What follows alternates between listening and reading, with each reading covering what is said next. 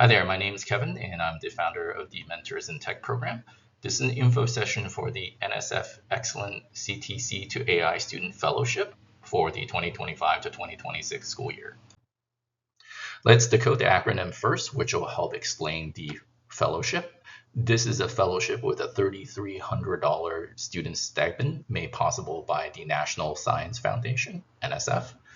And the program this is under is called Experiential Learning for Emerging and Novel Technologies, ExLENT. CodeDay and Mint worked really hard for a few years with your faculty to make this grant a possibility to help community and technical college students in Washington and New York interested in a career in AI. There are 50 fellowship slots available this school year for students in the Washington State Community and Technical College system and the City University of New York system. The intent of the fellowship is to help students spend the time that they need to successfully complete both Mint and the CodeDay Labs micro internship and prepare you for a job in the AI field. In order to participate in the program, you have to be a U.S. legal resident. You need to have a valid social security number as well as a valid bank account where we can deposit your student stipends. You need to also indicate your interest in a career in artificial intelligence or machine learning. And you need to also successfully complete all of the ExLENT CTCtoAI program surveys, interviews, and other requirements like writing blogs, updating your LinkedIn profiles, etc.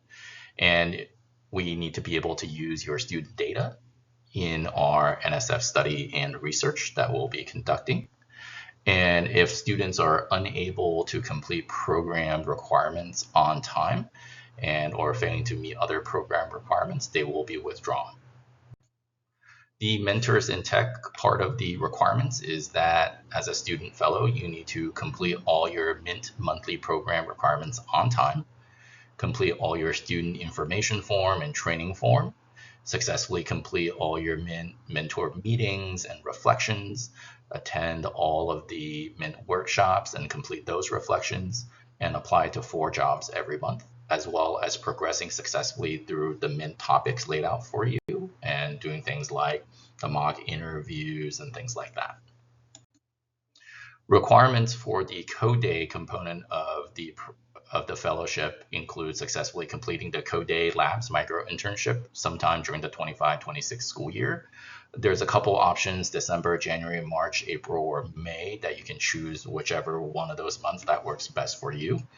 That takes about 40 hours of work on an open source project, including meetings with your mentors as well as your teammates. And when you have made your first contribution in open source, you need to do a LinkedIn post on LinkedIn and update your student profile with the project, as well as making sure that your contribution is on your GitHub profile. How do you get selected as a student fellow? The student fellows are selected by your college faculty.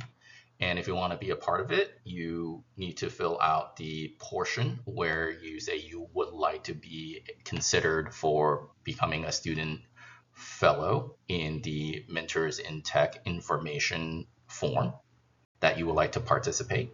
And once you have done that, also please let your college faculty know that you would like to participate. Your college faculty may have different selection criteria, or maybe need you to do an essay or have a chat with them.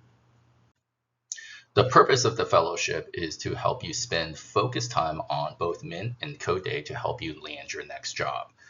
The fellowship stipend is deposited to your bank account at the end of the last quarter of 2025, and then the first and second quarters of 2026.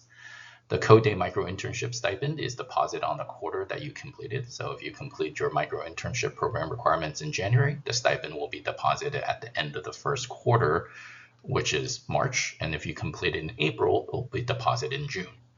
If you miss a required program element on time, your stipend will be paused until you have completed. And students who are withdrawn from the program will not receive the entire fellowship stipend depending when they are withdrawn from the program. And because of how the fiscal year works, no student payments can be made after June 30th. Your fellowship stipend paperwork and program participation status will be on a dashboard provided to you by CodeDay. So if you have any questions, you can always go to the dashboard and see where things are for you. And in order not to miss any email communications from CodeDay or Mint, please do add codeday.org and mentorsintech.com to your email safe senders list, as important program announcements, details, forms that you'll need to fill out will all be sent to you through email.